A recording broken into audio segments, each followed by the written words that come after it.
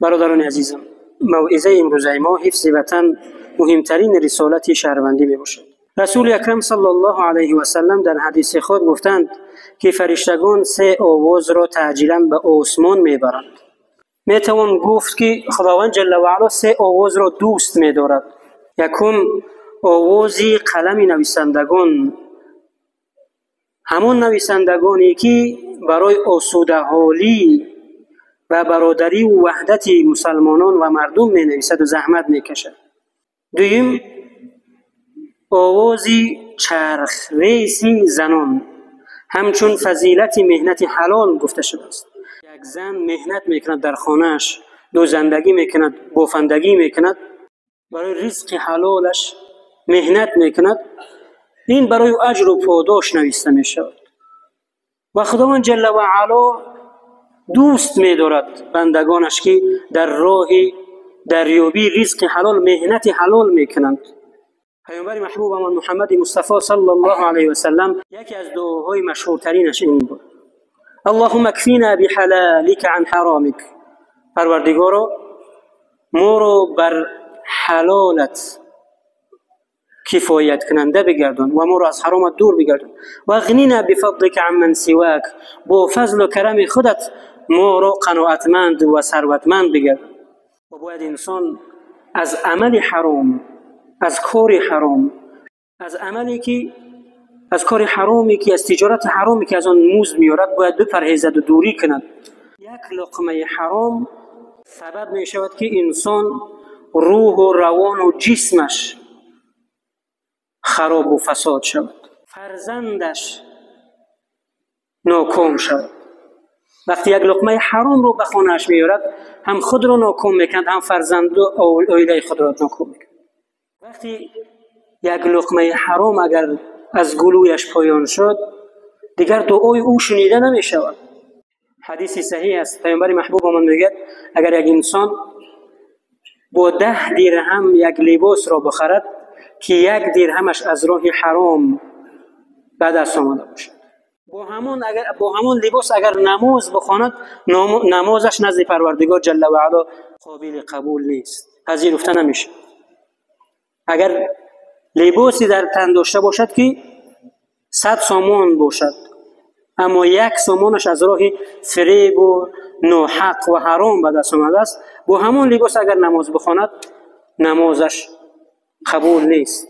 مهنت حلال، رزق حلال، مال حلال در عمر و کسب و کار و تجارت و فرزندان و تربیت فرزندان انسان را کامیاب و با برکت می‌گرداند. عمر انسان را با برکت می‌گرداند. روی انسان را نورانی می‌گرداند. انسان را حلیم می‌گرداند. اما لقمه حرام به انسان ضرر می‌آورد، در سلامتیش، در روحش، در دینش، در دنیایش، در آخرتش ضررناک و مضر است. و سیومین آوازی که تعجیلا به آسمان می‌رود و خداوند جل و علا این آوازها را دوست می‌دارد، برادران عزیزم، این آواز قدم مزبانان است که شبها بیداری می‌کشند تا اینکه دیگران در امان بخوابند و جان خود را در خطر می‌مانند تا اینکه مردم آسوده باشند. از قدیم الایام برای هر یک ملت و دولت صلح و ثبات، تنجو و امانی اساس پیشرفت همه جنبه‌های زندگی به شمار می‌رود. زیرا پیشرفت در اجرای دلخواه هدف و نقشه و صلح و ثبات و وحدت و همبستگی وابستگی قوی دارد. شریعت اسلام مقام صلح و عافیت را خیر و بلند ارزیابی می‌کند. در تعلیمات دینی اسلام به حفظ و گرامی داشت این نعمت بزرگ فرا خوانده می شود.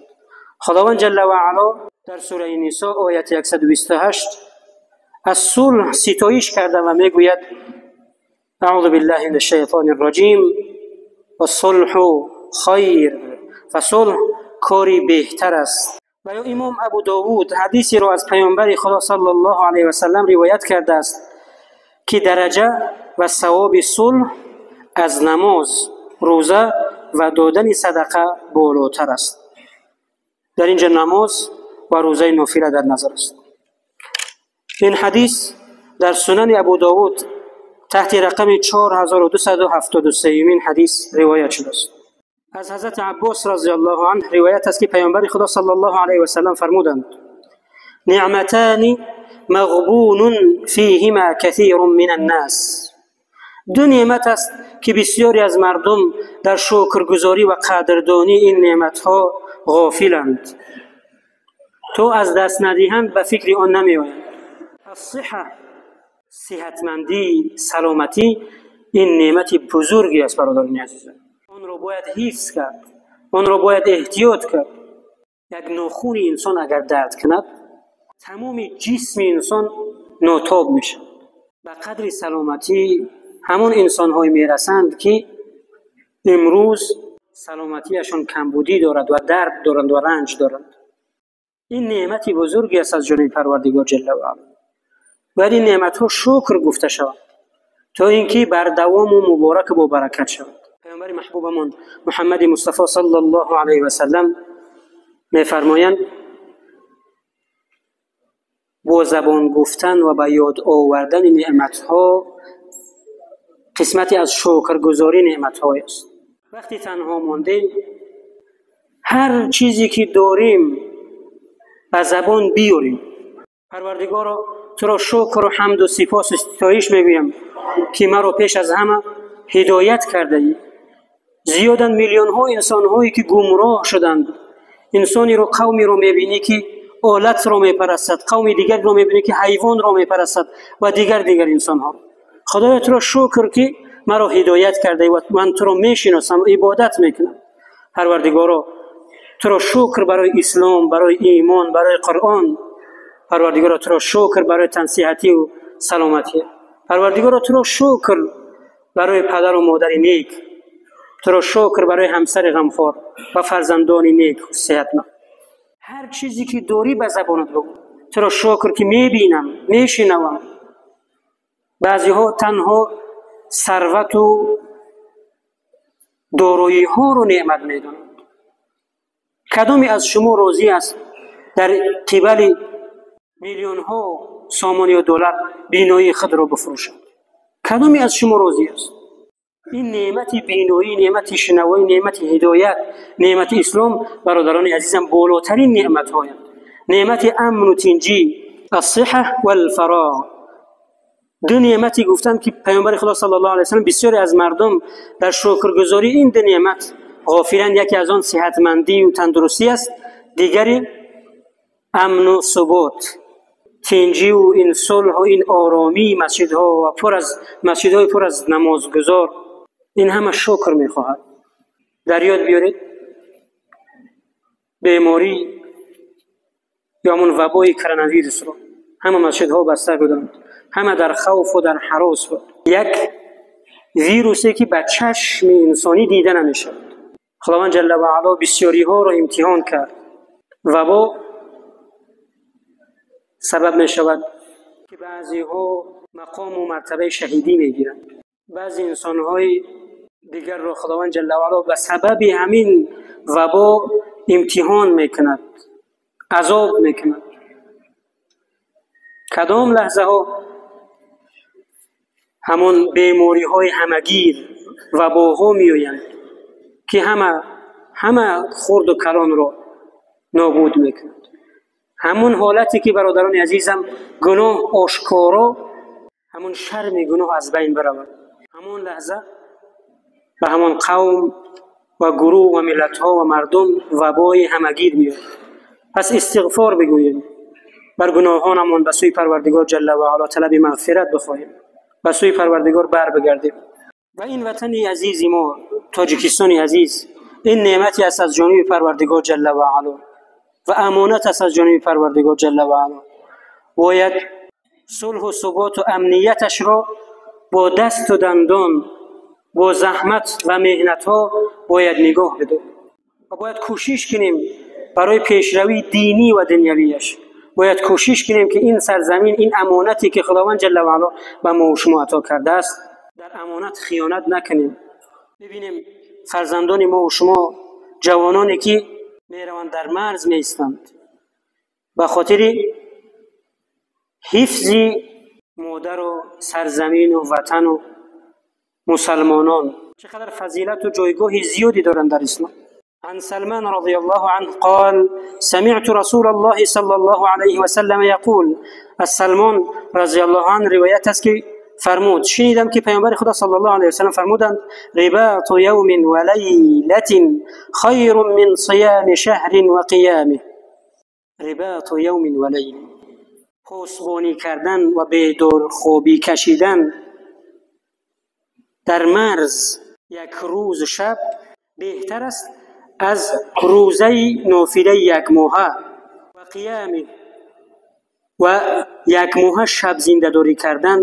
اجر و پاداش همون سربازی که در مرز میستد برای حفظ وطن، برای حفظ مسلمانان، برای حفظ دین و ناموس مردم، اجر و پاداش اون سرباز فضیلت اون بالاتر است از انسانی که یک ماه روزه نافله میگیرد و شبها زنده داری میکند، شب زنده داری میکند و ذکر میکند.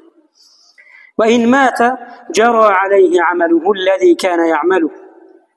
وقتی اگر در راه حفظ وطن، حفظ مسلمانان اگر بمیرد و شهید شود، در قبر، در آرامگاهش همون اجر و پاداشی که هر ساعته و هر لحظه و هر روز میگرفت در همون آرامگاهش به او میرسد. و اجری علیه رزقه و امن الفتان، و او روزی داده میشه. یعنی قبرش باغچه‌ای از باغچه‌های جنت میگردد. و امن الفتان، و از فتنه های قبر، از عذابهای قبر در امان میماند. عن انس رضی الله عنه قال قال رسول الله صلی الله علیه و سلم عینان لا تمسهم النار ابدا. پیامبر محبوبمون فرمودند که دو چشمی هست که هیچگاه در آتش جهنم نمیسوزد ابدا. عین باکت من خشیت الله، چشمی که از ترس خداوند جل و علا و محبت پروردگار جل و علا پر از نم میشود، پر از اشک میشود. و خاطر رضاگی و محبت و ترس از خداوند اشکهایش جاری میشود. آن چشم هیچگاه در آتش جهنم نمیسوزد. و عین باتت تحرس فی سبیل الله، و چشمی که بیدار خوابی میکشد در راه خداوند جل و علا به خاطر حفظ مسلمانان، حفظ وطن و مرز و بوم. برادران گرامی، 80 سال مقدم 9 می سال 1945 با جانیساری فوق‌العاده ملت تاجیک و همبستگی با خلق‌های شوروی و با اثر فاشیسم پیروزی به دست آمد. مردم صلح‌پرور جهان انسان‌ها را همچون نشانه کارنامه دلیری و شجاعت در راه حفظ وطن و مرز و بوم اجدادی جشن میگیرند. در تأمین غلبه تاریخی مردم شرفمند تاجیکستان سهمی ارزنده گذاشته است. بیش از 300,000 نفر فرستادگان تاجیکستان به جنگ رفتند و 92,000 نفر آنها هلاک شدند. نام نیک آنها در صحیفه‌های تاریخ ابدا سرد گردیده است. از 1,000,000 نفر اهالی تاجیکستان 20% قوه کاری آن سال 1941-45 به جنگ رفتند. در جمهوری تمامی مشقت و محرومیت به دوش کودکان و زنان و پیرانسالان واگذار شده بود. وقتی اجدادان ما برای غلبه بر ضد فاشیسم جانبازی ها کردند، چرا ما برای دفاع از دولت ملی خودمان، برای نگاه داشتن صلح و ثبات وطن، برای وطن عزیز خودمان آماده و جان نثاری نکنیم؟ در زمینه همین گفته ها من یک اقتباسی از سخنان رهبر عالی کشورمان را میخواهم و شما یادآور شوم که وابسته به تجلیل جشن روز غلبه گفته بودند.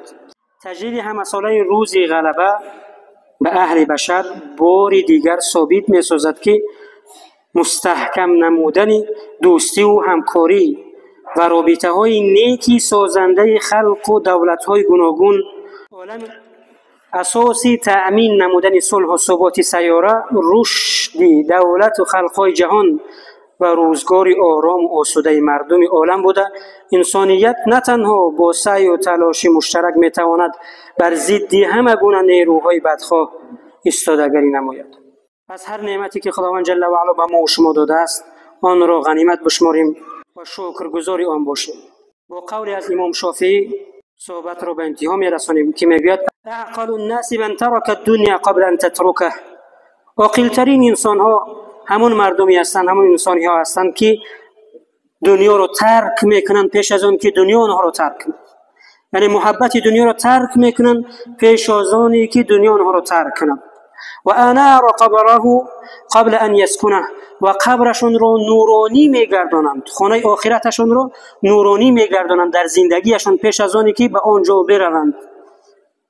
و ارضى ربه قبل ان یلقاه، و در زندگیشون خداوند جل و علا پروردگارشون رو راضی میگردانند پیش از آنی که به ملاقات پروردگارشون بروند. و بر والدیه قبل ان یفارقه، و پدر و مادرشون رو نیکی میکنن و دعای نیکی آنها رو میگیرن و خدمت میکنن پیش از آنی که پدر و مادرشون آنها رو ترک کند، یا اینکه این جوان پدر و مادرش رو ترک. پس عاقل ترین انسان ها همون انسان هایی هستند که هر لحظه و هر دقیقه عمرشون رو غنیمت میشمارند. دعا کنیم خداوند جل و علا به همه ما و شما توفیق عبادت نصیب گرداند، به همه ما و شما توفیق نصیب کند که در خدمت اسلام، خدمت مسلمانان، خدمت وطن، خدمت کشور موفق و کامیاب باشیم. پروردگار گذشتگان همه ما را رحمت و مغفرت بگردان. پروردگار همه گذشتگان ما را قبرهایشان را با نور قرآن منور و روحایشان را از ما شاد بدار. پروردگار ما را رازگی والدین، رازگی پدر و مادر را نصیب بگردان. پروردگار دعای نیکی پدر و مادرمون را برای ما نصیب بگردان. در رازگی پدر و مادر رازگی خودت از پروردگار، رازگی پدر و مادر و رازگی خودت را برای ما نصیب بگردان. ما را در تربیت فرزندانمان کامیاب و موفق و استوار نگاه بدار. پروردگار این وطن عزیز ما را از تمام فتنه ها و گزنده ها در پناه اسمت خویشت نگهبان باش. پیشروی دینی و دنیویش را همیشگی بگردان. پروردگار آنانی که نیتی بدی نسبت به این ملت و این مردم و مسلمانان دارند، پروردگار دست و چشمهای آنها را کوتاه بگردان. پروردگار مسلمانان و اسلام را عزت و نصرت بده و ما را عاقبت به خیر بگردان. و صلی الله و سلم و بارک علی سیدنا محمد و علی آله و اصحابه اجمعین. آمین برحمتک یا ارحم الراحمین.